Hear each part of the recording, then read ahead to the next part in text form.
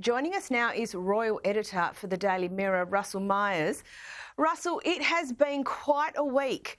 A lot has been said about the allegations, but I'm more interested in the why.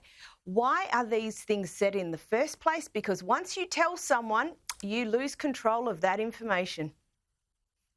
Well, absolutely. Hi, Caroline. I mean, that's exactly the question, isn't it? Why on earth are we in this position? And certainly, on earth do we get out of it? And that is the big question I suppose the royal family could be asking themselves, and indeed the Duke and Duchess of Sussex, because it was first in 2021. I mean, can you believe we're still talking about this issue? And I suppose the royal family thought perhaps it had been put to bed, perhaps there was the green shoots of a new relationship with Prince Harry and Meghan Markle. And yet here we are with the two royals being named this week. And I think that when you look at the situation, people will think it's wholly unfair about how this whole episode has come about. And Russell, you've published a piece within the last few hours about the implications of this book on Harry and Meghan. What did the Sussexes do at this point, in your view?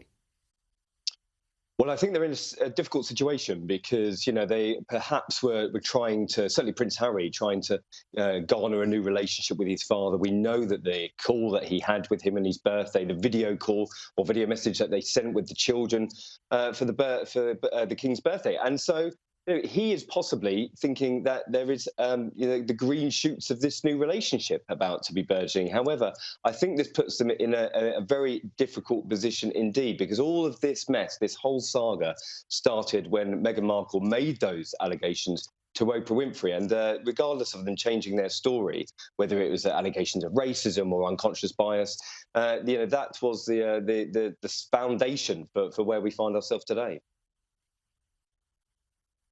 Now, the rest of the royal family appear to be getting on with core business this week. That seems to be the standard approach, correct? Well, very much so. I mean, it's straight out the royal handbook, isn't it? You know, business as usual, keep calm and carry on. And we're going to see that this week. We're going to see the diplomatic corps reception at Buckingham Palace. It's a cemented date in the diary for the royals, and a glittering ceremony. We're going to see, obviously, the King and Queen hosting it, but the Prince and Princess of Wales will be there as well with other members of the royal family. And very much, you know, this diktat from the palace. This keep calm and carry on, I suppose, is being filtered down throughout all of the royal family. And then on Friday, we're going to see the carol concert, Kate's Carol concert, which has been a great success over the last couple of years. And that will take place at Westminster Abbey. And again, a huge success, huge focus for the royal family in these troubling times. Now, there's also been some talk about a potential legal action by the royal family. Do you think that's likely or advisable in a public relations sense? Well, it's difficult because it isn't unprecedented, but we've certainly had instances in the past, but they are far and few between where the royal family have decided to take legal action. I can think of when the Queen backed Brexit. There was a newspaper that was taken to court, topless photos of Kate Middleton when William and Kate took a French magazine to court as well and won. This is quite a difficult situation for them to decide. Should they, go with public opinion, which has been overwhelmingly sympathetic, or do they need to make a stand on this book? I wouldn't be surprised either way. I mean, that is potentially sitting on the fence, but I could see a situation where they do take legal action. It is very, very serious claims that we've got here, but they may decide to take their foot off the gas, not rush into any decision, and wait it out and see what happens.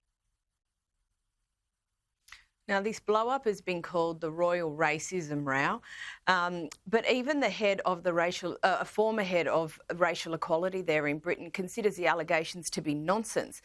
As a society, do you think we jump to convenient conclusions on this sort of thing too quickly and easily?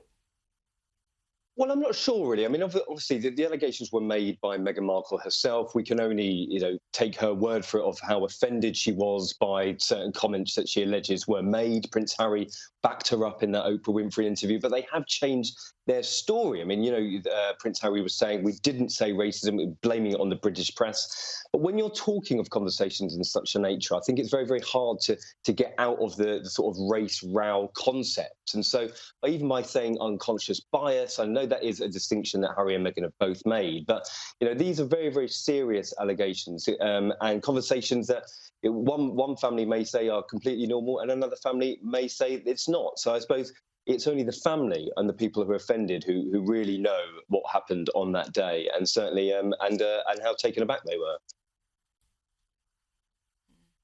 Now, on to other things. King Charles made a speech at COP28 this week. Here's what he had to say. Unless we rapidly repair and restore nature's unique economy based on harmony and balance, which is our ultimate sustainer, our own economy and survivability will be imperiled. Russell, how was his speech received? Was it well received? And how did this kind of play against the backdrop of the current family dramas back home? Well, it was certainly his main focus. I mean, he didn't get to go to the last COP when Liz Truss, the Prime Minister who was only in power for a few days in the UK, she pretty much banned him from going, didn't think it was appropriate. Charles would have wanted to be at the last COP and invited once again to speak in front of world leaders. Very, very important to him. He's been a campaigner on the environment and climate change for the last 50 years. Very, very well respected in that sense. And I think that, listening to his words, world leaders were gathering en masse to listen to his keynote speech there. And listen, he's back in the UK now. He's taken the weekend off, but it will be back to business, I suppose, and thinking about with the lawyers and the senior aides about how best to tackle this situation, because it will be a renewed focus this coming week.